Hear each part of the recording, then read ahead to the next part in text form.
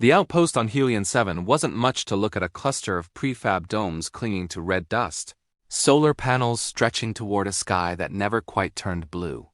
Marcus Chun had been stationed there for 8 months, maintaining the terraforming equipment that would take another century to make the planet habitable. It was lonely work, the kind that made a person talk to machines and count stars for entertainment. That's why he didn't mind when the cubs showed up. They appeared one evening as twin shadows at the edge of his habitat's light, all golden fur and enormous paws, eyes gleaming like copper coins. They looked like lions if lions had been stretched and remade by alien evolution: longer limbs, crystalline whiskers that caught starlight, and an intelligence in their gaze that made Marcus's breath catch. "Hey there," he said softly, crouching low. "You lost?" The smaller one chirped an oddly musical sound and took a tentative step forward. Her sibling, bolder and broader across the shoulders, followed. They were young, Marcus could tell, still carrying that uncoordinated energy of children everywhere. He named them Syra and Karnax, though he had no idea if they were male or female. Syra was the curious one, always investigating his tools with delicate paws. Karnax was protective, positioning himself between Marcus and his sister whenever uncertainty flickered across his alien features. They came every night after that. Marcus started preparing snacks: protein bars broken into pieces, freeze-dried fruit reconstituted with water, sometimes synthesized meat from the fabricator. The cubs devoured everything with enthusiasm that made Marcus laugh, their crystalline whiskers vibrating with contentment. "Your mom must not be feeding you enough," Marcus joked one night, watching Karnax demolish his third protein bar. "Where is she anyway?" He'd searched the surrounding area multiple times but found no sign of adult life forms. The cubs seemed healthy enough, their coats glossy, their movements strong. Perhaps their species matured quickly, or maybe they were more independent than Earth's young. Marcus didn't know, and the limited xenobiology database on his terminal offered no answers about Helion 7's fauna. What he did know was that the cubs had become the highlight of his isolation. They'd learned to anticipate his routines, waiting by the airlock when his shift ended.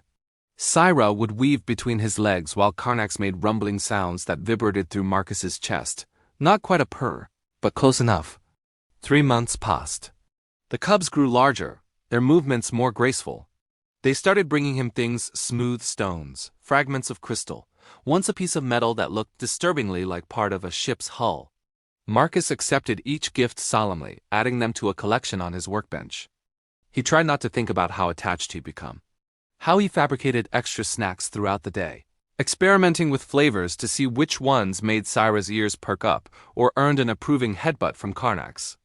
How he'd started talking to them about Earth, about his sister's kids back home, about the loneliness of space. "You two remind me why I'm out here," he admitted one night, scratching behind Karnax's ears. "Making worlds safe for the next generation. For kids who deserve to run free under open skies." Syra chirped and pressed her massive head against his chest. The message came on a Tuesday. Marcus was reviewing terraforming data when his terminal erupted with priority alerts.